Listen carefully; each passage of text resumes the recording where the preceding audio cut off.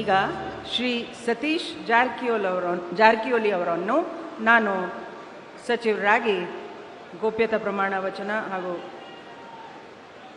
ಅಧಿಕಾರ ಪದವನ್ನು ಸ್ವೀಕರಿಸಲು ಕೋರುತ್ತೇನೆ. ನಾನು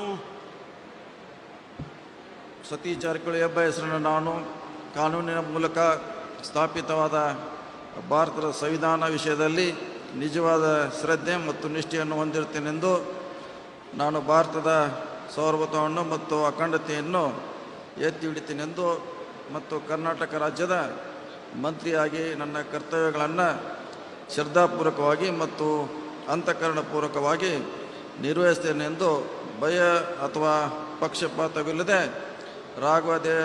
ರಾಗದ್ವೇಷ ಇಲ್ಲದೆ ಎಲ್ಲ ಬಗೆಯ ಜನರಿಗೆ ಸಂವಿಧಾನಕ್ಕೆ ಮತ್ತು ಕಾನೂನಿಗೆ ಅನುಸಾರವಾಗಿ ನ್ಯಾಯವಾದವನ್ನು ಮಾಡುತ್ತೇನೆ ಎಂದು ಶ್ರದ್ಧಾಪೂರ್ವಕವಾಗಿ ಪ್ರತಿಜ್ಞೆ ಮಾಡುತ್ತೇನೆ. ನಾನು ಸತೀಶ್ ಜಾರಕಿಹೊಳಿ ಎಂಬ ಹೆಸರನ್ನು ನಾನು ಕರ್ನಾಟಕ ರಾಜ್ಯದ ಮಂತ್ರಿಯಾಗಿ ನನ್ನ ಪರ್ಯಾಲೋಚನೆಗೆ ತರಲಾಗುವ ಅಥವಾ ನನಗೆ ತಿಳಿದ ಬರುವ ಯಾವುದೇ ವಿಷಯವನ್ನು ರಾಜ್ಯದ ಮಂತ್ರಿಯಾಗಿ ನನ್ನ ಕರ್ತವ್ಯಯುಕ್ತ ನಿರ್ವಹಣೆಗೆ ಅಗತ್ಯವಾಗಬಹುದಾದ ಸಂದರ್ಭವಲ್ಲದೆ ಅನ್ಯಥಾ ಯಾರೇ ವ್ಯಕ್ತಿಗೆ ಅಥವಾ ವ್ಯಕ್ತಿಗಳಿಗೆ ಪ್ರತ್ಯೇಕವಾಗಿ ಮತ್ತು ಪರೋಕ್ಷವಾಗಿ ತಿಳಿಸುವುದಿಲ್ಲ ಅಥವಾ ಬಹಿರಂಗಪಡಿಸಲು ಎಂದು ಶ್ರದ್ಧಾಪೂರ್ವಕವಾಗಿ ಪ್ರತಿಜ್ಞೆ ಮಾಡುತ್ತೇನೆ. ಧನ್ಯವಾದಗಳು ಸರ್. ಮಾನ್ಯ ಸಚಿವರು ಈಗ ಪ್ರಮಾಣ ವಚನಕ್ಕೆ ಸಹಿ ಮಾಡಲಿದ್ದಾರೆ.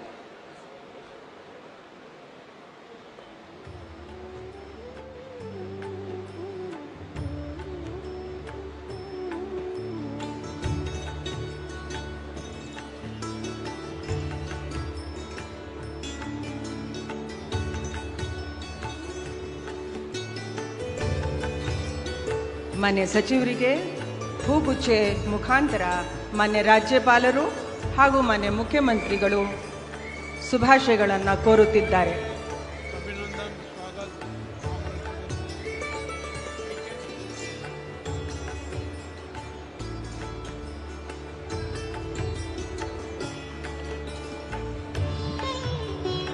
ಈಗ ಶ್ರೀ ಕೃಷ್ಣ ಬೈರೇಗೌಡರನ್ನು ನಾನು